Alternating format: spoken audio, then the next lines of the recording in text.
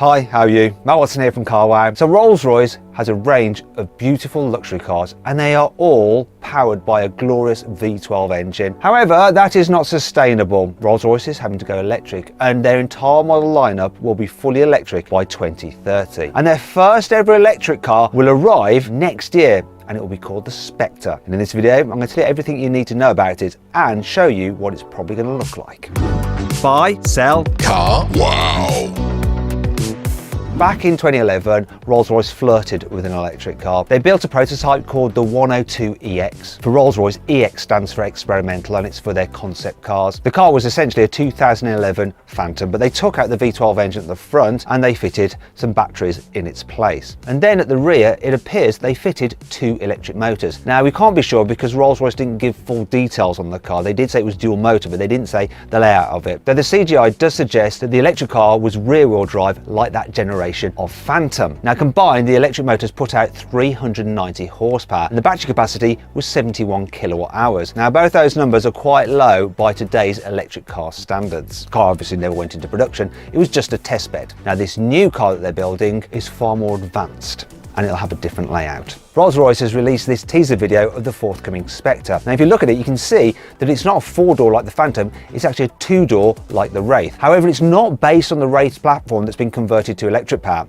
You see, the Wraith itself was actually based on an old BMW 7 Series platform from 2008. The Wraith has now gone off sale, so that platform is done. The new Spectre is actually based on the current Phantom platform, reason being that that platform was designed from the outset to be able to be converted to electric power. This is why Rolls-Royce itself says that the best way to think about the Spectre is like a Phantom Coupe. In fact, they had a Phantom Coupe from 2008 to 2016, which wasn't the Wraith. Rolls-Royce has also said that the Spectre will use that split headlight design similar to that used on the Phantom Coupe. But obviously it can't just be a retro looking vehicle, it needs to look to the future as well. And that's why it's probably going to take some inspiration from the 103EX concept car from 2019. Now this is a mad looking thing, isn't it? But the shape of the roof and the door design could influence the Spectre. Now when you put these two elements together, that Phantom Coupe and this 103EX, this is what I think that the forthcoming Spectre could actually look like. Now the design of this car isn't just about looking expensive, luxurious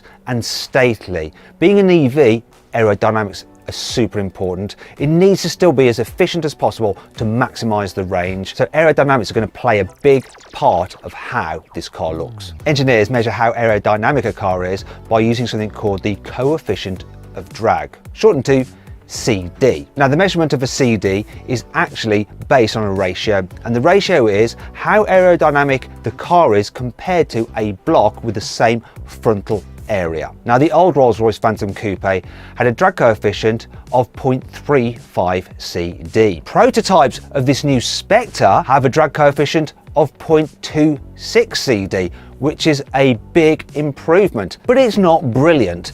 The most aerodynamic car currently on sale is the Mercedes EQS, which has a drag coefficient of 0.20 CD. Thing is, when you start designing cars to be as aerodynamic as possible, it really affects how cool they look. For instance, the EQS is nowhere near as good looking as its internal combustion engine equivalent, the S-Class. So if you think about the figure that Rolls-Royce is achieving with their car and the fact that it's still going to look beautiful, they've done a good job. It isn't just the overall shape that Rolls has worked on to make sure the car is as aerodynamic as possible. They've made tiny little changes all over the car. For instance, the Spirit of Ecstasy will be ever so slightly smaller than on previous Rolls-Royces.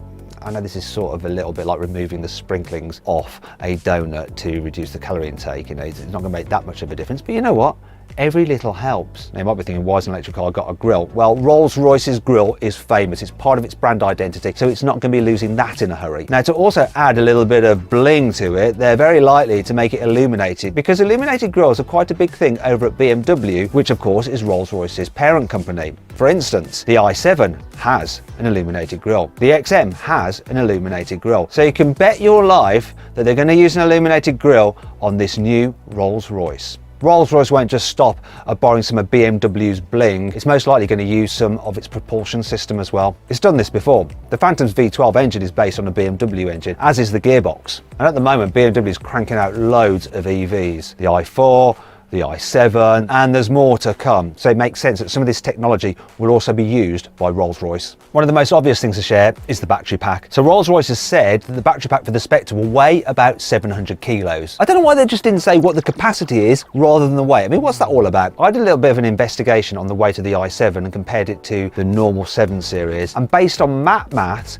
I think the battery in the i7 weighs approximately 700 kilos, which means it's most likely to be the same battery pack they put into the Rolls-Royce. The capacity of that is 102 kilowatt hours. The claimed range of the i7 is between 370 and 390 miles on a full charge. Now, as the Rolls-Royce is going to be heavier than that car, you know, because of all the animal hide and metal and wood trim, it's probably going to be heavier. As a result, the range will fall, but it should still be around the 350 mile mark. It makes sense that the Rolls-Royce Spectre uses the dual motors from the i7. Now combined, they put out 544 horsepower. However, there will be a high performance version that comes out later, which produces 660 horsepower. Now, when you consider that the current V12 engine used in Rolls-Royces puts out 570 horsepower, you know that Rolls-Royce is going to want to make sure that their new electric car is more powerful than their current V12 offering. So it's probably going to have around 600 horsepower. Not only will Rolls-Royce want to make sure that this new Spectre is more powerful than the current Rolls-Royce lineup, they're going to want to make sure it's the quickest car they do.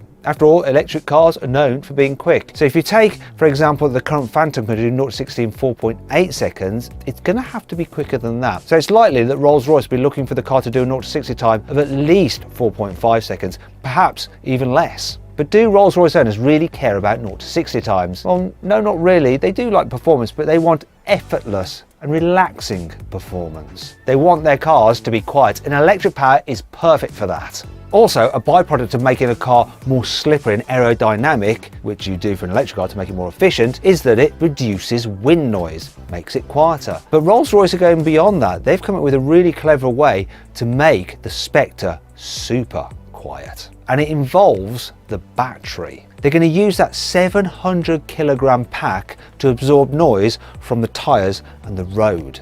It's really clever. It means that they don't actually have to fill it with so much soundproofing to make it super quiet. Hopefully they won't make it too quiet like they did originally with the Ghost, where the car was so quiet that the moving sensation made people sick and had to take some soundproofing out. I'm sure they've learned their lesson.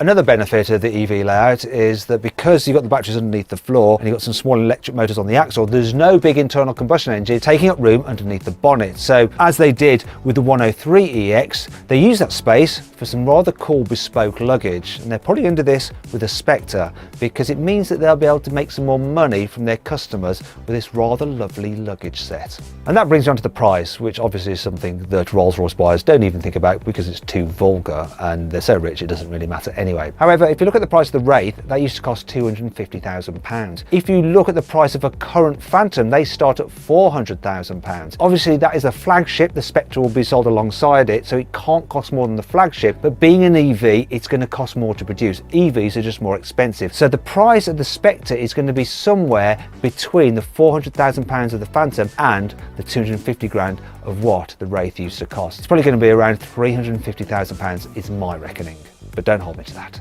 We'll find out for sure exactly how much it costs when it goes on sale in the end of 2023. I hope you all enjoyed the video. If you did, please give it a like. If you click on those windows there, you can watch some more videos. And if you click on that box there, you can go to CarWow to see how much money you can save on your next car. Thanks for watching.